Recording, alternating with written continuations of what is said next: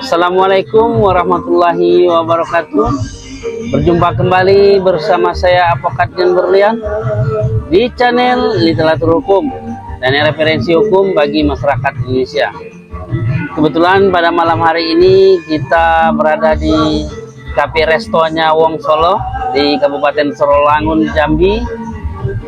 Barusan saya berjumpa dengan teman saya, dia bertanya pada kita, Pak Dian, apa yang dimaksud dengan prajudisial itu saya tidak mengerti, karena beberapa kali saya dalam suatu perkara saya ini pihak kepolisian menyatakan laporan saya ini tidak bisa ditindaklanjuti karena prajudisial. Baiklah sahabat literatur hukum sekalian, sebelum kita membahas lebih dalam tentang prajudisial, ada baiknya sahabat literatur hukum sekalian dukung channel kita dengan cara subscribe, like, komen, and share video-video dari literatur hukum.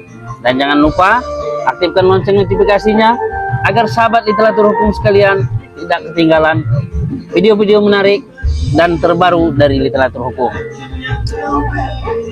Sebagaimana pertanyaan sahabat kita yang baru saja kita terima, prajudisial itu adalah suatu tindak pidana yang tidak bisa ditindaklanjuti karena ada persoalan pokok di pengadilan lain atau di pengadilan perdata.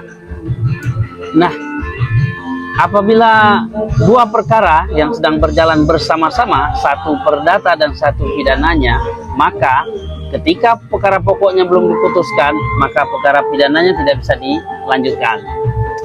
Bagaimana contohnya Pak Dian? Contohnya seseorang dilaporkan karena menebang pohon kelapa atau menebang pohon mangga di atas tanah yang mereka tebang mungkin menurut dia adalah milik dia.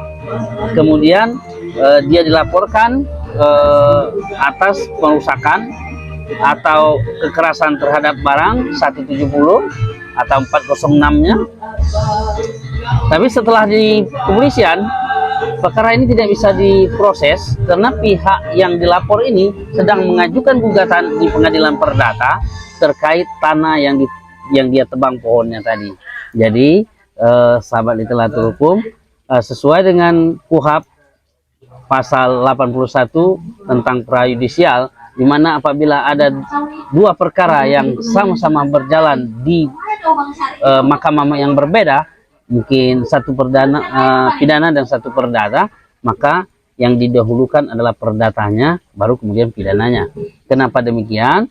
Takutnya nanti setelah pidana diputuskan ternyata seseorang ini dinyatakan bersalah oleh jaksa berdasarkan bukti-bukti dan fakta-fakta di persidangan, ternyata diputuskan di mahkamah lain atau di perdatanya bahwa tanah itu miliknya, sementara orang ini sudah menjalani hukuman misalnya 6 bulan atau 1 tahun. Nah, siapa yang bertanggung jawab di sini? Ya memang secara hukum negara yang bertanggung jawab, tapi secara hak-hak asasi manusianya ini tidak adil dan bertentangan dengan hukum gitu ya. Jadi prajudisial ini sahabat literatur hukum sekalian adalah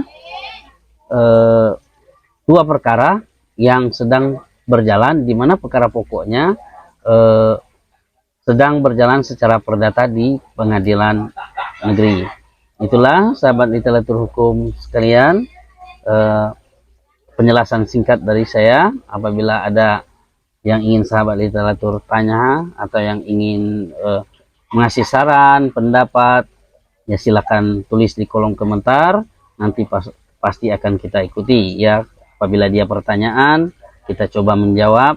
Apabila saran, akan kita ikuti. Apabila ya pendapat, ya mungkin kita berbeda pendapat, itu hal yang biasa. Tapi yang jelas, saran, kritik harus bersifat membangun. Akhir kata, wabillahi taufiq wal hidayah. Wassalamualaikum warahmatullahi wabarakatuh.